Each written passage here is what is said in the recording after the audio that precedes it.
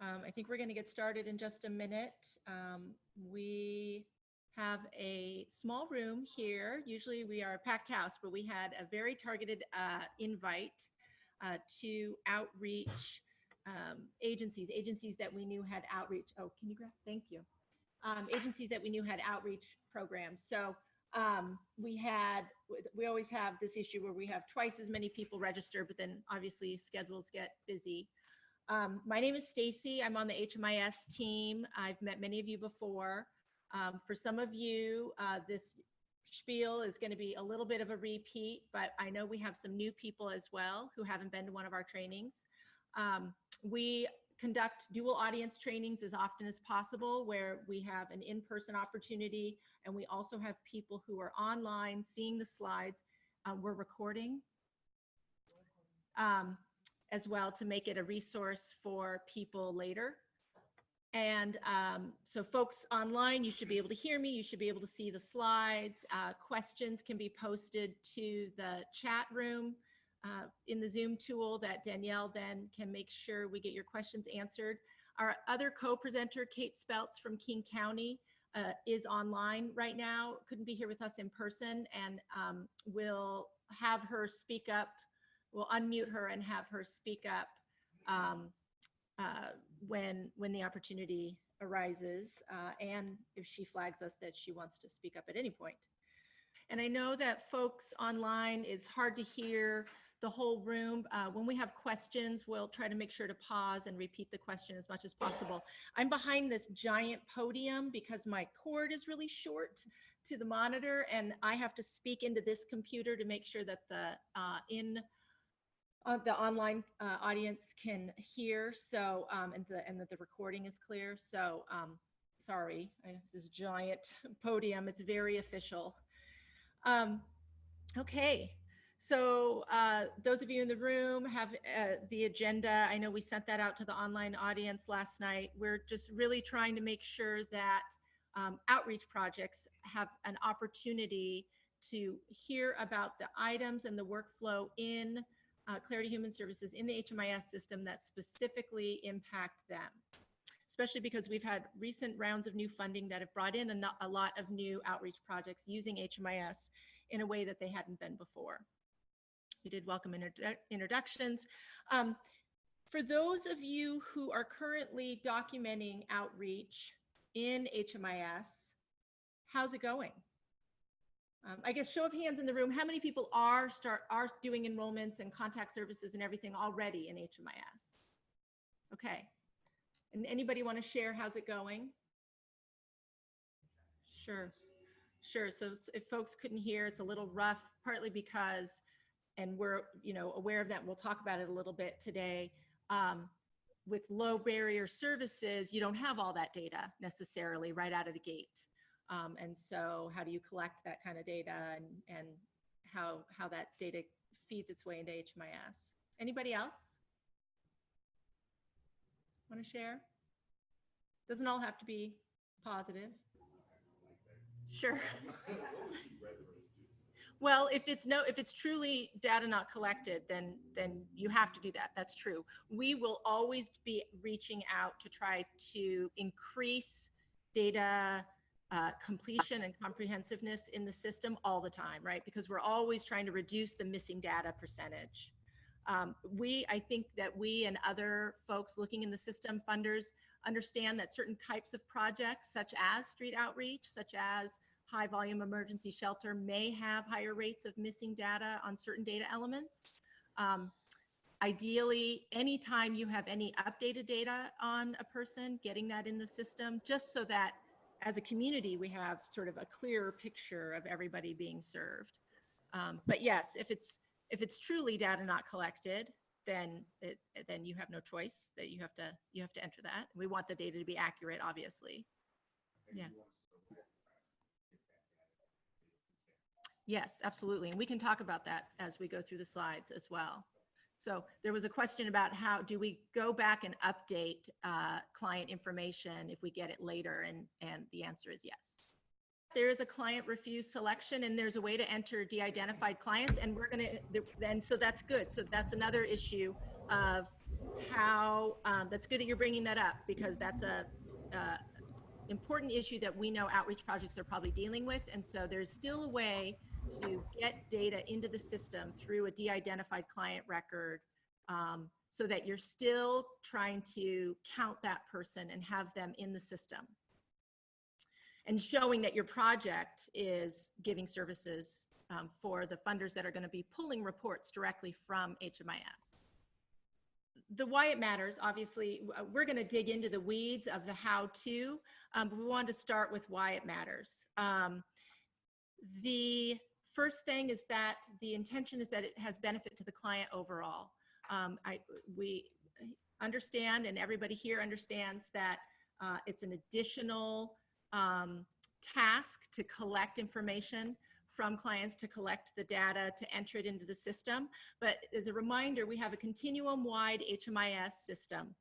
So agencies throughout the continuum are logging in, searching for clients, seeing your clients that you're serving potentially, and seeing that they're getting served by you, or you're seeing that they're getting served by somebody else in the continuum. So as a client continues to access services throughout the system, having complete information, enrollment services in the system is important for their continuity of care. It is also critical for outreach projects in particular to be entering contact services, which we'll go into later on, in the system, because that is one of the ways that a person is documented as homeless. And we know that that documentation in the system is important for your projects and other projects throughout the community to be able to justify eligibility for a project, and also that those instances of homelessness over time go into identifying which of our residents are chronically homeless, right? So there's a whole formula for what is defined as chronically homeless, and instances of homeless status over time show that, and outreach project contact services are part of proving that in the system. There's some questions. Yes.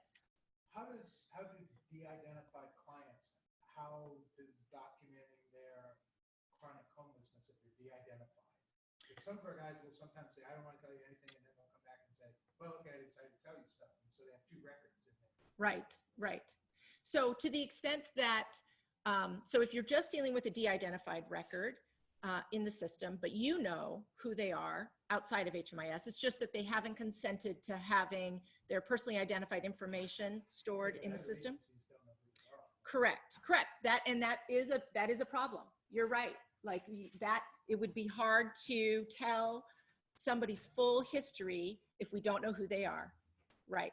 If you have a de-identified record and they don't want their information stored in the system, but they know who they are, they know their unique identifier that shows some documentation for that client, or you would be able to have it for your file, right? To be able to say to an auditor or a funder, this is this person, this is their unique identifier, these are all the instances of homelessness that we have documented in HMIS. But that's exactly one of the reasons why talking to clients about their information, giving them the data privacy sheet, letting them know what's getting collected, what's stored, is so important, because ideally having identified records in the system make that much easier for people. But yes, it is, if people have multiple records and they can't be connected to one person, that proves challenging. Yeah. So I don't know if people could tell in the online audience that the question was around de-identified records and how we're having consistency of documentation for those clients. You can always reach out to our help desk about the appropriate next steps and about getting profiles merged when you find duplicates, and we encourage you to do that just because of these issues. A question from the online audience. When you use the word client, are you referring to individuals receiving case management services? A challenge for our outreach team is that we make a lot of contact with individuals who will only give us nicknames or partial information and are unwilling to fill out the clarity paperwork and the ROIs. are we to enter data on every individual we engage on in outreach? Yes. The short answer is yes, and hopefully that will become clear as we go through the rest of the content of the slides. When I'm using the word client, I am definitely using that as just a term that gets used in the HMIS system as the person receiving any types of services from one of the participating agencies that is using HMIS. For sort of on this theme of why it matters and the verification of homelessness status, what I was just saying, and Julianne, this kind of goes to what you were asking. So any report that is pulling information to say, you know, what's the history of all the enrollments and services that this client has received in HMIS, and would those count as that person being homeless? And then after we look at all those, would we be able to determine if that person was chronically homeless? Those will look at contact services from outreach projects specifically as homeless status. So for example, we have a custom report that's being developed right now. This is a little screenshot of what it may look like at the end, where one of those rows, which you probably can't see in detail here, but just as a visual cue, one of the rows on this spreadsheet is an enrollment in an outreach project, showing that the days, the months that they have contact services are what can be counted as that person being homeless. So again, just re-emphasizing why this is important in having and inviting more and more outreach projects to be entering data directly into HMIS. Important for your client, obviously, because if they're not viewed as eligible for something because the documentation isn't there, then we want to make sure all of that documentation gets into the system. And also important for your program, who may be getting funding, whose funders may be pulling reports directly from HMIS, and also for the community. There's full public community dashboards looking at what's the state of homelessness and housing and services across our community. Obviously, the HMIS data set is a big part of that. And so we want to make sure that the critical services that street outreach projects are providing are part of that picture. It's a critical part of the picture. Kate, this is where, if you would like to also chime in around your view from King County as the King County COC HMIS lead, the role of street outreach projects in the community, that would be great. We're going to have Kate, for those of you who came in late, we have another presenter, but she's online, so we're going to have her speak through this computer. Hi, this is Kate Speltz with King County Homeless Housing and Programs. One of my other duties as assigned, like many of you, a lot of my jobs as other duties as assigned, is working with our HMIS as well as many other parts of our continuum of care. And we really wanted to have this outreach specific training because you folks really are the key contacts for unsheltered homeless people, often who have many complex needs, and they're otherwise not reflected in our HMIS and data system because they're not showing up at other programs. Really, their interaction is with you where you are. And so recently with HMIS, we've made the ability to use the resource in a mobile way, electronic signatures of ROIs, all these sorts of things so that we can begin to have the information in the HMIS. And I think, as has already been mentioned, this can be particularly important as we look to document homelessness as is required for many of the housing programs, and the extent to which the work you have already done is reflected in the HMIS. We can very quickly and easily see that. As opposed to at the point in time when someone may have a housing opportunity, someone else having to track you down and have you write a letter that says, yes, they were in my program, yes, I served them. We would have that information more easily to hand, and it's something you yourself would be able to use as well to see what other programs they may be connected with or have been connected with before you started working with them. So first of all, just want to thank you for the work you do, which is really important, and just know that this effort is to reflect your work in our data and also use it to support the people you're working with getting into housing resources when that opportunity arises.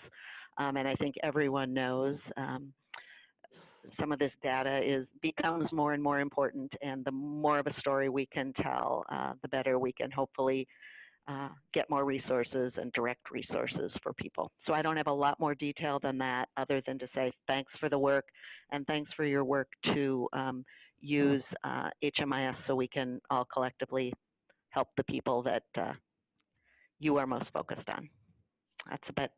That's it from this corner of the peanut gallery. Okay. Great, thank you. Does anybody have questions at this point? Yes. The question is, will clients not get helped if they refuse to be entered into the system? Is that correct? And so you're not refusing to serve them, correct? No. Right. So already that's good. And there's a way to have de-identified information in the system to at least get this part, right? To at least get a count and a picture of who you're serving. Even if they're de-identified, then the statistics can still show the picture, but your client is still getting served at the individual level. Yeah, there's no, yes, yes. There are people who are de-identified who have refused to share their personal information, who are part of the coordinated entry system and get referred for housing. Absolutely. Yes, if that's the concern. Yes, absolutely. So my question is, I guess, how do you guys imagine during street outreach, confront or talking to an individual and asking them to consent to clarity? Because oftentimes when we are on street outreach, we're dealing with individuals who might not be fully present, fully there. Either, they might be suffering from some mental illness or some substance abuse. And I guess my point is that it's really hard to like bring out a clarity consent form and then go through all the data pieces and collect that. Absolutely. So I can tell you what the process is for HMIS, but hopefully you can help each other in thinking about what good strategies are for engaging clients in consent, or folks online as well. My name is Chris Park. I work at the same agency as Alex. For us, when we engage on outreach, the way that we are able to start tracking clients on clarity and having them fill out the paperwork and sign the consent forms is usually after we've spent anywhere between weeks or months building relationships with them, and we're going to provide a specific tangible monetary service, for instance, paying for a new ID card or ordering a birth certificate for them or helping them find employment. But from what my understanding is so far in this presentation, and I asked this question earlier via the text, is that the expectation is that we start documenting every individual that we come into contact with on outreach. Ideally, yes, and you would not need the consent to do that. You could enter that client as a de-identified record and come back around to updating that record with more comprehensive data when it was appropriate. Okay, I definitely, I'm tracking with you there. I guess I think what is difficult for us as an outreach team to kind of get our mind around that is we have about 126 unique contacts per month with individuals in the downtown area alone. That's 126 different de-identified individuals per month. Right. And increasing. So I guess where our concern is, a big core value for us is that we want our data to be as clean and consistent as possible. And we have about 5 different outreach workers who come into contact with the same individuals at different times. And so I guess our fear is that we're going to duplicate de-identified client entries and not realize it. Sure. I think I think that's part of the concern that we have on our end as we're in this training with HMIS. That makes sense. Yeah, and I appreciate that. I appreciate your dedication to trying to keep clean data. And so maybe as we go through the rest of the slides, the how to, we can talk about it with that in mind. Oh, I was just going to say something there. Also, I would have you and your program leaders go back to your contract monitors, go back, make sure that you're on the same page with when they're pulling data, what their expectations are around how quickly you're getting information in after first contact. You know, we have standard operating procedures across the system, and we want realistic expectations for specific kinds of projects. So Mhm. make sure you understand what the expectations are, and that everybody is on the same page about what they could expect to see when in the system. It's this next sort of wave of having street outreach, participating in HMIS in our community is bringing new attention to it.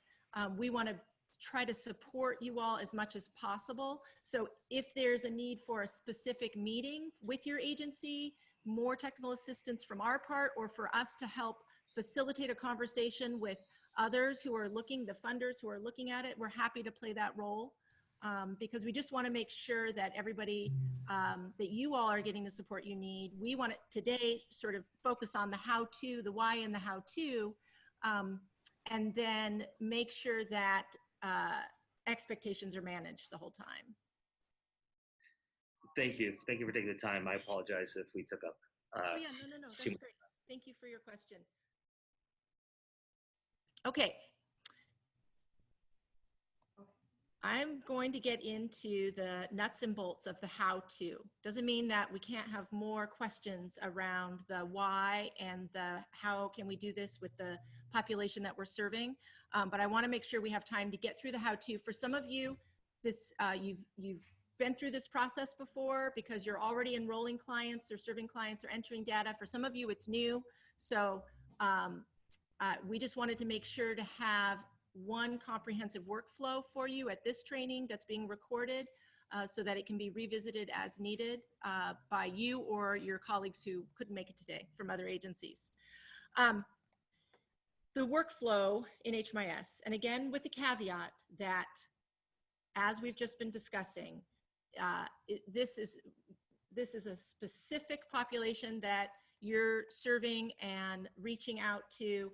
So I know that it looks very nice and tidy and easy on slides. It is not always tidy and easy for real. So we're wanting to make sure that you see the steps in the system. Then I'm going to jump into the training site and show you the system, just so that you're aware of all the elements. Okay, so this is the workflow. We're creating client profiles. We're doing project enrollments, adding services. There's a few tools we want to highlight that may be particularly helpful to you. And then when time, there's the exit, where you're exiting somebody. These are the screens that you encounter are all mostly have standard data elements that are required of all HMIS projects in the system. There are some that are unique for project types, and that's where I'll highlight some of those for street outreach projects. The client profile. Those of you who have been in the system are familiar. This is where you're searching for your client first. You're conducting that comprehensive search as your first step. If there is a household, either another adult or children with your client, you're making profiles for all of them. If you're serving all of them, connecting them as a household at the global level. You may need, as we've just been talking about, to start with a de-identified profile or use an alias. If you put an alias in the field that has the red box around it, you can search on alias, and it will help you find people with that alias. So if you're using an alias right now, a nickname, and otherwise the system is, the record is de-identified for your client, feel free to put something in there so that you can more easily find that record afterwards. You can search on those. And also, if you have like an internal agency ID, you can also put it there in that area. Yes, and internal agency IDs get put in there often. This is where, connected to the client profile, is where client consent happens in the system. So if you're entering in a de-identified profile right now, then it's a good idea to just make that consent process complete by going behind the security shield, marking no, there's no consent right now. It's going to be de-identified because we record consent status in the system. If you end up getting consent from the client to store and share their personally identified information, social security number, name, date of birth, then you would want to go behind that security shield and mark yes, and either you're having them sign electronically or you're doing the paper sign and going back and scanning it and uploading it.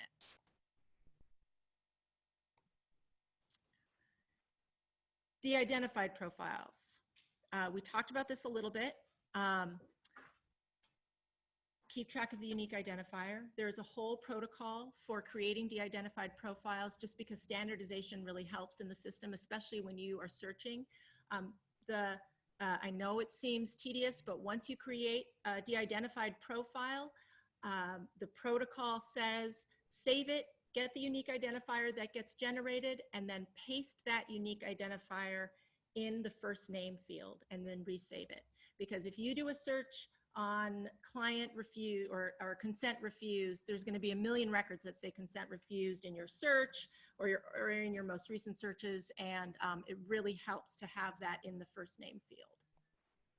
And a reminder that this is about creating a de-identified profile, not if later you need to de-identify a profile. That's a different process.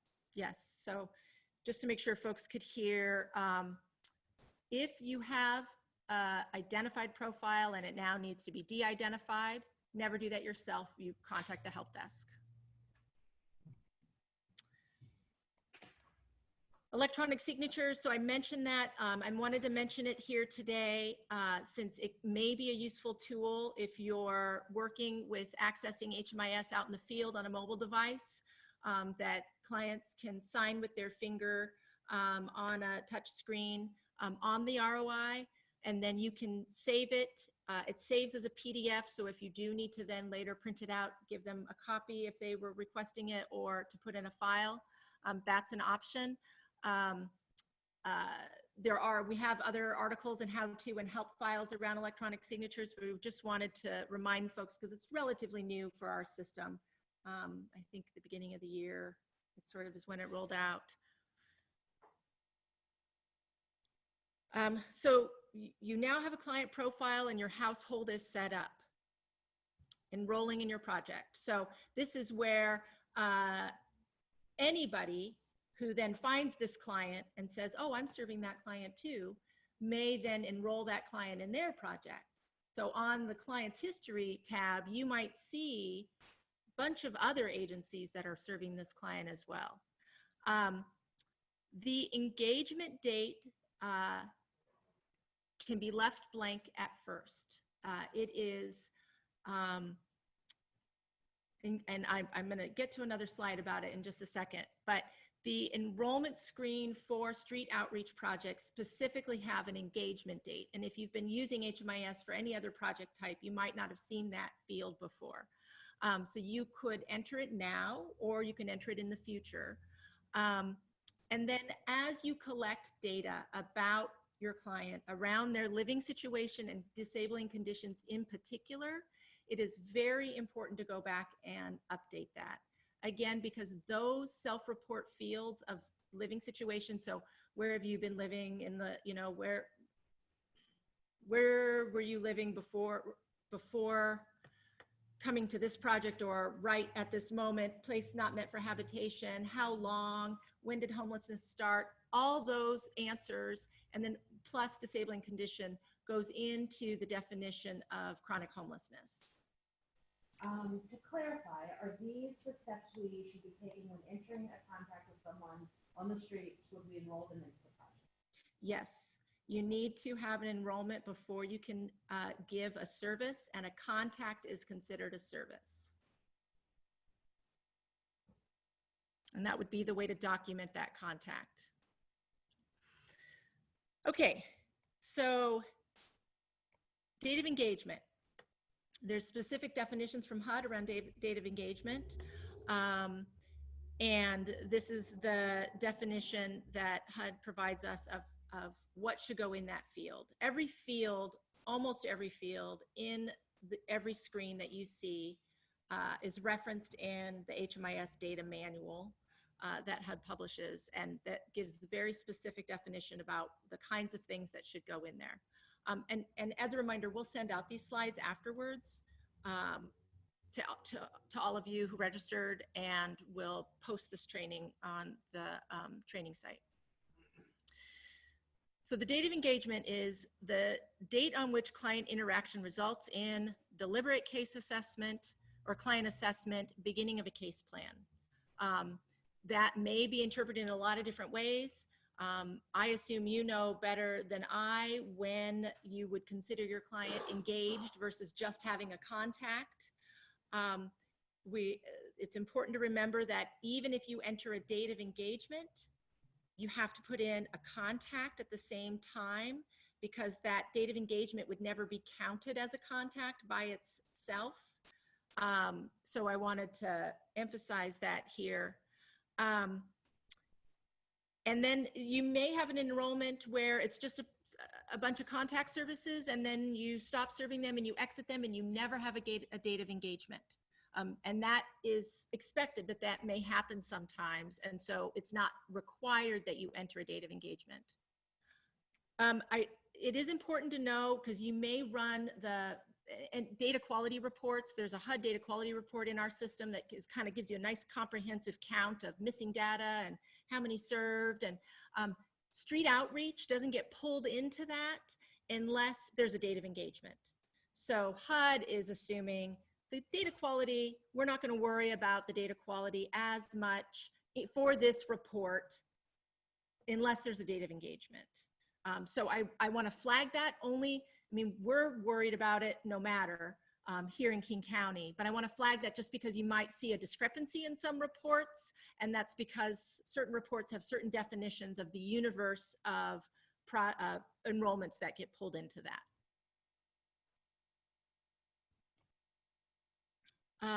As you do enrollments, you may have a lot of de-identified clients, or you may be serving a high volume number of clients, and you may be putting in a lot of enrollments. One good feature in the system that you might want to utilize is the caseload tab. So once you've started putting in enrollments in the system, over on the right-hand side next to the search, you'll see a caseload tab. And if you click on that, you'll see your clients that you've enrolled. Again, that client might have enrollments from other agencies, other projects, but you'll see all of your enrollments. And so it's a nice shortcut way to get to, you're like, oh, I had that de-identified client. I, lost track. I don't know what to search on. That might be a way to find that record, is to go to that caseload tab. And if you click on the name, it goes to the profile so that you can get there and start opening the enrollment. So we're on step 3. First step was searching, finding the profile, or entering it. Second step was the program enrollment. You need a program enrollment in order to get to the third step, which is entering contacts, which we've talked about already as very important in the system for documenting homelessness. You can also enter other services. This is, contacts is one of many services. So your project may have other services that are set up. You may be doing case management. If you're City of Seattle funded, which I'll get to a specific slide that for City of Seattle, you'll see some other services that the City of Seattle has had us set up for all of the outreach projects receiving their funding. So after enrollments, you're taken to the Provide Services tab, and that is where you can enter a contact. Contact services are also set up as daily attendance services, and that's only important to know because you can utilize the attendance tool in order to give a contact to multiple clients. So much like a night by night shelter would use that tool to say, all of these folks checked in last night, I'm going to quickly give them that service by checking them in. Street outreach projects can do that with their contact services. And I'll show you that when we do the quick demo. But just want you to be aware of that. There's two ways to get at that contact service. If it's helpful for you, if you have high volume or you want to just do a whole list of clients, of existing clients that you've been serving, then that can be an efficient way to give that service. You can enter notes, expense amounts, if applicable. So like Alex was mentioning earlier, if they get to the point of putting stuff in, it might be when they're providing a financial service of some sort. So if there's a service set up for your project that allows for an expense to be attached, this you would enter that information, enter the expense, and have that documented. I talked about this a little bit already. When you enter a contact service, and this is, again, because I'm hammering on contact services because it's only street outreach projects in HMIS that have this kind of service. That service will ask you, is your contact service with somebody who's not on the streets or in shelter or in safe haven, staying on streets or in shelter or in safe haven, the ES is emergency shelter, or you're not able to determine what their status is. And again, it's the contacts where folks are indicated as staying on the streets, shelter, or services that count as somebody being homeless.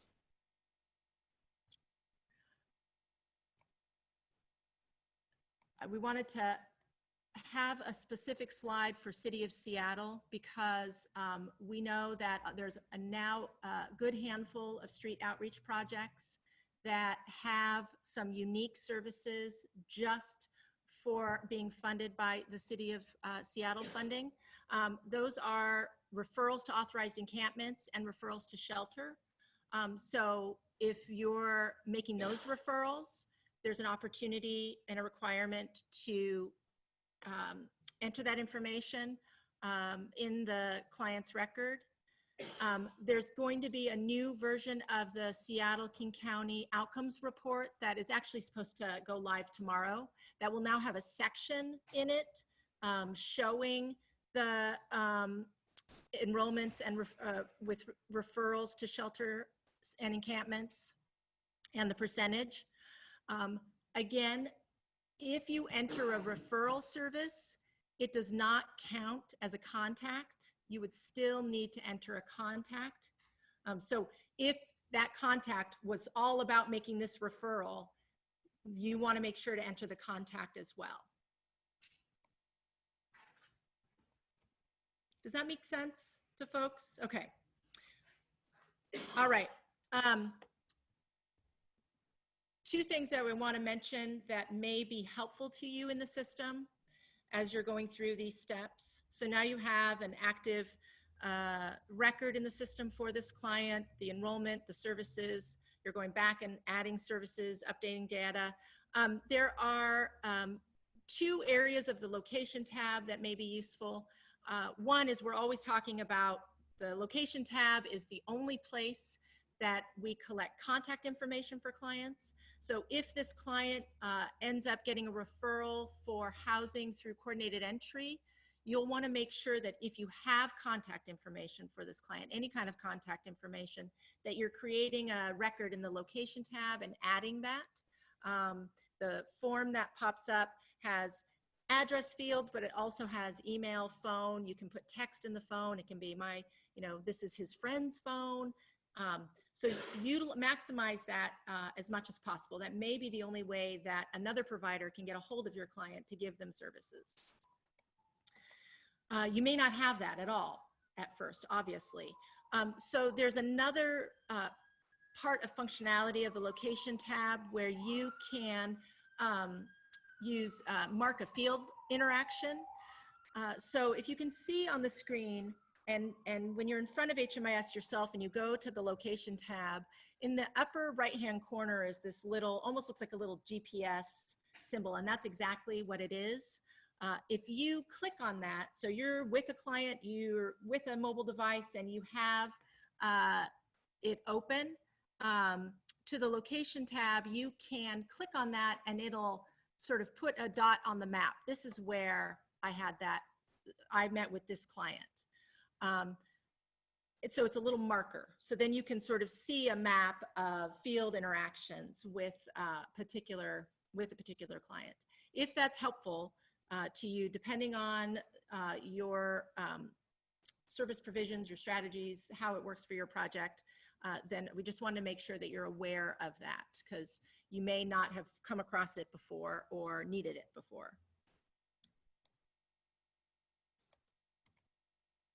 Also, as needed, there are the option to add public alerts to a client's profile. So sometimes you may come across a public alert.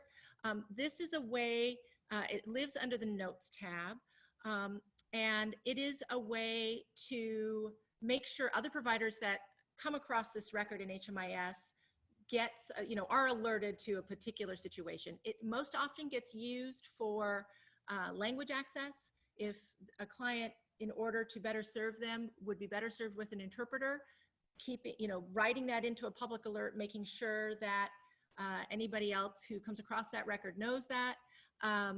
It gets used for a call for assessments for housing.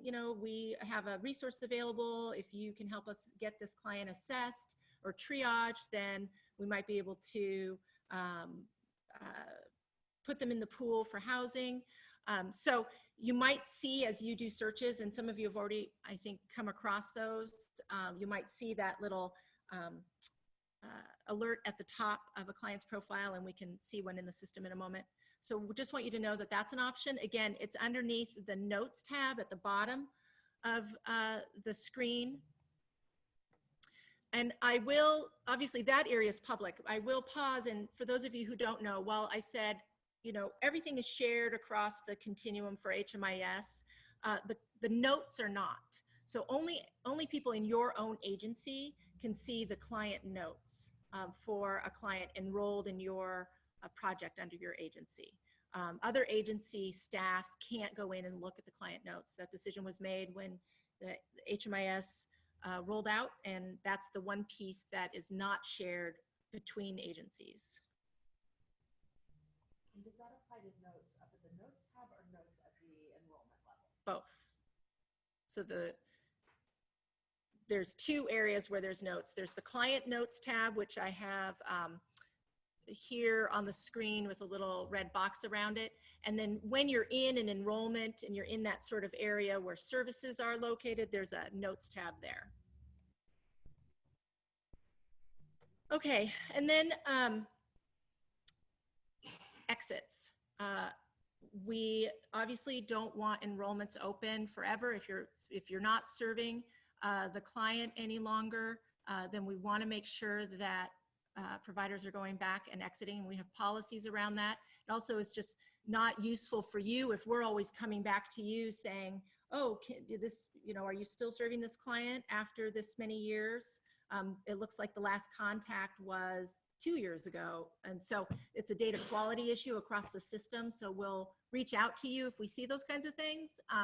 And it'll just look like you're actively serving somebody who you're no longer serving. So you'll want to make sure to get in there, put an exit date, put the destination, the exit destination from the pick list if you know it, and then update any information that is on the screen that you may have information on. It usually auto populates cascades from other screens, but you'll want to update it if you have updated information. So for exit destination, I know that there's an option for no exit interview completed, but if they have enrollments in other projects on their profile in HMIS, what's the best practice around using that? So like, let's say that they exited on 4/15 and then afterwards they checked into another agency's emergency shelter. Would we be able to put that as the exit destination, even though it wasn't self-reported, but we perceived that that's where they ended up? Yeah, that's a good question. And I may need to make sure that I give you the 100% right answer. It is, exit destination is not self-reported necessarily. So you are able to use your knowledge as a provider to select the accurate exit destination. Oh, okay. I thought you were chiming in. I thought you had the 100% answer. No. So, I mean, I would caution against guessing based on what you're seeing in the system. If you can verify it in some way, that client exited your project and you know then where they went so that you can enter that data with some verification, then that would be appropriate because you would be verifying the exit destination. But I would say don't just guess based on what you're seeing in the system, because then you may find out that that was an erroneous enrollment and then the next day it got it deleted. And, you know, so we want as accurate information as possible. So only verified, but it doesn't have to be self-reported. You don't have to hear it from the client. Okay, so you have somebody in there and then I'll get to you. She has somebody on. So a question from our online audience, will it automatically exit someone after a certain amount of time with no services? No. Right now, street outreach projects are not set up with any auto exits. So that is currently the situation, and so no, they will not auto exit. I'm going to jump into the system and do a quick demo. Oh, is there a question? I want to flag that it is street. Yes, so I'm going to do a very quick demo so that Danielle has time to walk through the reports, which I think will take less time. These are all very good questions. So here I am in the training site. This is looks very similar to the live site. If I am searching for clients, I'm doing a comprehensive search, I'm finding my client. If I was creating a de-identified client, I would go through that process, but we've done that in a lot of different trainings and there's a lot of resources on that. So I want to skip to showing the date of engagement and the contact services for sure. Just as a quick tour, I am here in my client's profile. I see this client has a public alert. So that's the public alert banner that I was talking about. If I were to click on the little arrow there, it would take me to that public alert and tell me what somebody had inputted there. I also, over here is that client privacy shield that I was talking about. That's where client consent is documented. We have the requirement of documenting client consent for every client profile created in HMIS. So even if it's, I'm just creating this to start entering services, it's de-identified, the requirement is that you come in here and add the release and the status is no if you're talking about a de-identified client. I mentioned that because we're doing reviews of all profiles created in 2018 that have nothing under that shield. And so we would be reaching out if we saw nothing under there. We expect to see a yes or a no, just because that's how our HMIS system documents consent across the continuum. The dropdown isn't showing on Zoom. Can you click no just to show what it looks like once you click no? Yes. Okay. Well, technical difficulties there. Okay. So really quick then, I have created my profile. Now I'm going to programs. I see this client has some enrollments already, and I am going to enroll them in my outreach project. I'm going to, if I want to enroll the whole household, I'm actually serving a whole family right now, then I have to make sure to click to enroll the whole household because I want them as a group enrollment. And that's very important. But for the sake of this quick demo, I'm going to unclick them. We're going to just work with a single client right now. I have my project start date. And now I see on the screen the date of engagement. I see also, because this client has been enrolled in other projects within very recently, 30 days, I think is how we have it set up. Their data is cascading into this enrollment. So that's why I'm not having to enter it in, because it's assuming that in that short period of time, it hasn't changed. I can change it if I know it to be different. Again, for the sake of this demo, I'm going to leave it the same. So here on this enrollment screen is where I'm going to highlight this date of engagement. That if I'm starting to really work with this client, we're coming up with a plan together, they have a schedule of when I'm going to see him, I'm going to put a date of engagement there. So now I've got my enrollment information completed. And again, I can complete this information to the best extent possible, even for an de-identified client. So even for that client who has refused to give me their personal information, I've created a de-identified profile, I'm keeping track of it, I have an alias, and now I'm completing the enrollment information for them. Now I save and close. And now I get to this provide services area. And this is where I have 3 services. I'm a City of Seattle funded street outreach project. I have the outreach contact. I made outreach today. I had a contact today. This client is staying on the streets or in shelter. It's dated for right now, for that time. I can change that if I need to. I'm gonna hit submit. And I also made a referral to shelter. So I can enter that as well and hit submit. So now there's a service there. Really quick, for those of you who you may have not experienced it because you might have had no reason to, but up in your launch menu, up there in the upper right, next to your inbox, you would see an attendance tool if you have a service that has that setting. And you all would, if you're in street outreach projects, because that contact service is set up to allow you to use the attendance tool. And if that's the case, then I could say, you know, if our protocol is that we're doing data entry at the end of the day after we've been out having contact with clients, I could open up that service. So my outreach contact, staying on streets, emergency shelter, or safe haven, and find the clients that I'm looking for.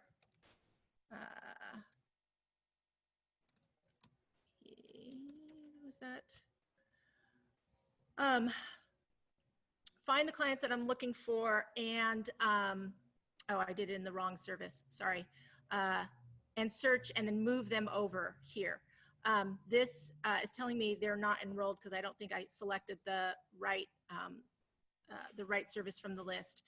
But that's a good indicator. Like if you're trying to search for somebody and give them a service through this route, it won't let you unless they first have an enrollment. Have folks used this before, used the attendance tool before? Any of you? No.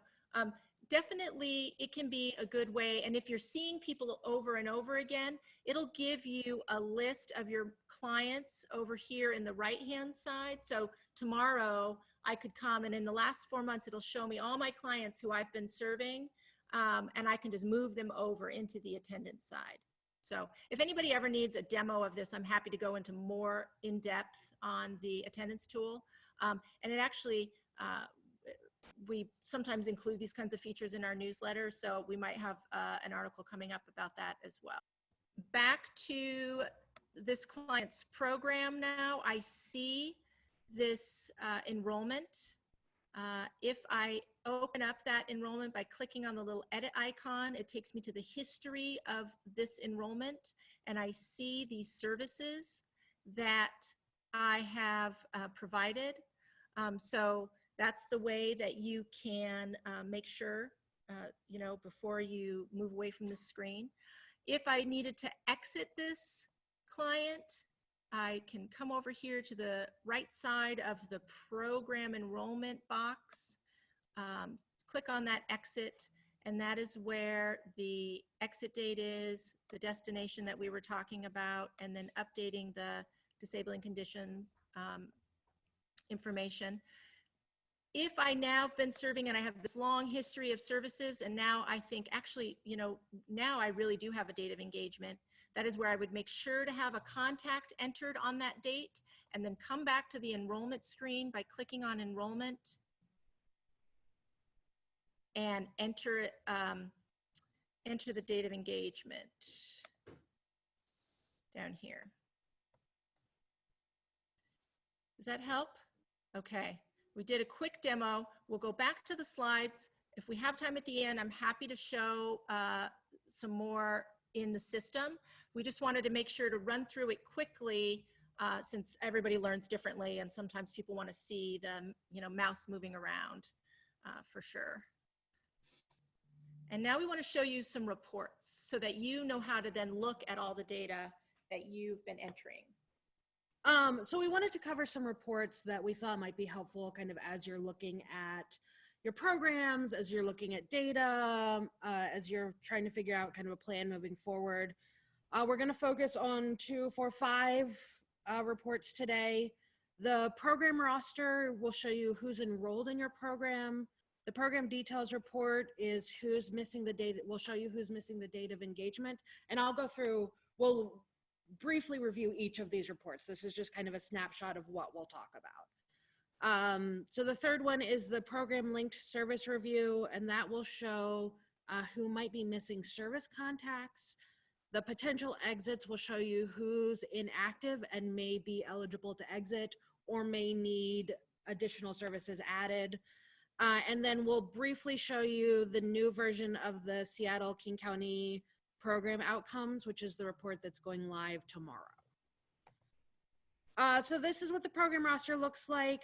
Like I said, it'll show you who's enrolled in your program, how long they've been enrolled. Kind of towards the far right, you'll see an assessments column. That assessments column is for the annual or status assessment, not for the VI SPDAT assessment. And then this can be run for active clients, for inactive clients, for both. You can set the time period for what time you want to look at. So you can be like, who was active in the month of January? Any questions about the program roster? Okay. The next one is the program details report. This is the one that you can run that has a column for engagement dates. So this will show you who's enrolled in your program in a specific time period and has a column where it lists the engagement date. Stacy, is this the one that is Excel only? Yes. So it will export into Excel so that you can filter and sort and all of those fun things. It's also helpful for reviewing data accuracy and completeness. So you can skim a line per column or per client that shows you what data may be missing. Yeah. Stacy, anything to add with this? No, I mean, we know you can't really see it, but we just wanted to show every screen, all your data. This is a good way. If you're worried about, we keep hearing that our returns to homelessness are really high or that we're not exiting, this is a way that you could really audit your program enrollments and see all the fields filled out for all of your clients. So the program linked service review, this report runs by program and lists every service that a client has received. So if a client has received a service, they'll appear on this report. If they have not received a service, they will not appear. And each line is a separate service. So the lines aren't by client, they're by service. It also, if you've entered an expense amount, it will also show that expense amount. Stacy, anything to add? Again, I'll stand up just so that folks can hear me. This report is critical for looking at services. So those contact services and the City of Seattle services, this is the one that I would run over all the other services that you find service reports, because it tells you the first row, Tomcat. Oh yes, we have a contact service and Tomcat. Then the next row is referral to shelter. So, and then down here, it gives the dollar amount. So any of the reports where you're required to put in services like that, I would go with this one. And again, this is one that you can export into Excel so that you can filter and sort and do all of those fun things.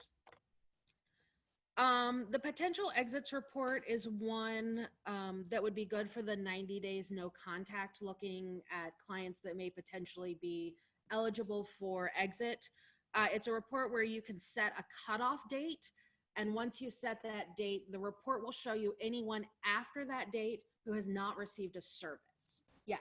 Is this available for other programs or just outreach? This, Stacy, I think this is available for all programs. Yep. So the question in the room was, is it available just for outreach programs, or is this report available to any program? And the response was that it's available to any program.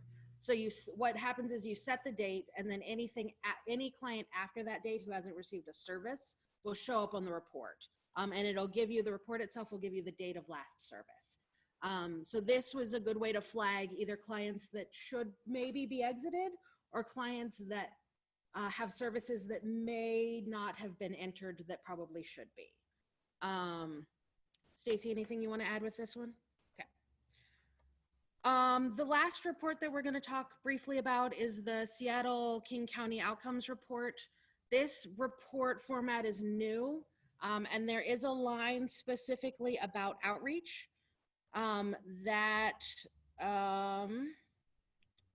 so it shows the overall, so when you run this report, one of the things you can look at is kind of the overall numbers that your program has served, exit destinations, and then also it contains the City of Seattle specific funded outcomes, the referrals to encampments and referrals to shelter. And then there will be, when it goes live tomorrow, there will be a report guide available on the website that will take you step by step, line by line, and will say, hey, this box means this thing, and this is how it's calculated. There is currently one on the website. It is for the current report. It will be replaced when the new report goes live. Stacy, would you like to add? No, I mean, I would just say, I think some of you who are familiar with the current version know that this is the report that a lot of the contract monitors run and rely on. So it's always good to run it and see how your numbers look on it. Great. Okay, so we're going to take a couple of minutes to talk about, sorry, as I switch, accessing HMIS in the field.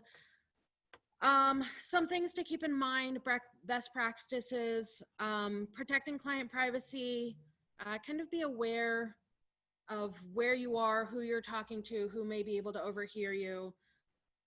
One thing to keep in mind is that the last 5 clients you have searched for appear on your screen when you have HMIS open. So if you're working with a client, make sure you move away from that search screen before showing them anything on your device, because it will show those last 5 clients that you've searched for.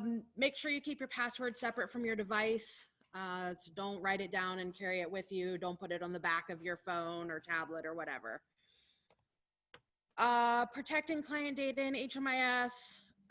One thing, and this applies both for in the field and working on your desktop, don't save your HMIS password in your browser. When you have the option, it'll ask you if you want to save password, tell it no. You can save your user ID, but don't save your password. Be aware of what type of Wi-Fi you're using. So if you're at Starbucks, that's an unsecured Wi-Fi. Make sure that you don't access HMIS from that. So the library or Starbucks, make sure you're using an agency approved mobile device if you have a hotspot, something like that. Make sure you access HMIS from a private browsing window or incognito. That will keep your searches so it doesn't autofill in the future. And then if you leave your device somewhere, make sure you're logged off HMIS so someone can't just pick up your phone or tablet and enter things. Any questions about kind of privacy protecting things? Yes. I have a question, not but sort of more general. Sure. Okay. So the question is there a way to document when a client transfers from street outreach into enrolled case management services within our program? That is a great question. Stacy, do you have an answer to that question? I'll stand up just so that we don't have to repeat. So depending on how your projects are set up in HMIS. So your street outreach project may very well have a case management service set up if your agency has requested it, depending on what you track underneath your street outreach project. If you also have another type of project that you want to be enrolling clients into in HMIS, that you want to distinguish it from street outreach, then you'll want to work with us and we would get approval to set that up separately in HMIS so that you would exit your street outreach project enrollment and start a sort of different kind of project enrollment around the case management program or whatever that service project is. Because otherwise it just will continue to look like services happening underneath street outreach. Hopefully that answers that question. Does anyone have any specific questions, any general questions, anything we didn't cover that you would like to clarify? I have 2 questions. How often can you update a person's profile? If they go to jail or they go to hospital and stay in for a few days? Yeah. Meaning, so you can update it whenever you have updated information. And if you're serving somebody and they're gone for a while and then they come back, you may not have even exited them from with the enrollment. Right, yeah, they're still in the shelter. Yeah. Like they went to jail or hospital stairs. Sure, yeah. If you have information that now changes the data elements, if you would have had that same information before, you can always update. You definitely want the most updated information. Are there other questions? Okay. Awesome. Thank you all for coming. Let me make sure that I think we're okay. So great. We hope that this has been helpful. This will be recorded and posted, and we'll send out the slides and the recording to everybody. Yeah, feel free to email us if you think of anything, if you have any additional questions. Our cards are there. The help desk contact info is on those as well. Thank you all for coming.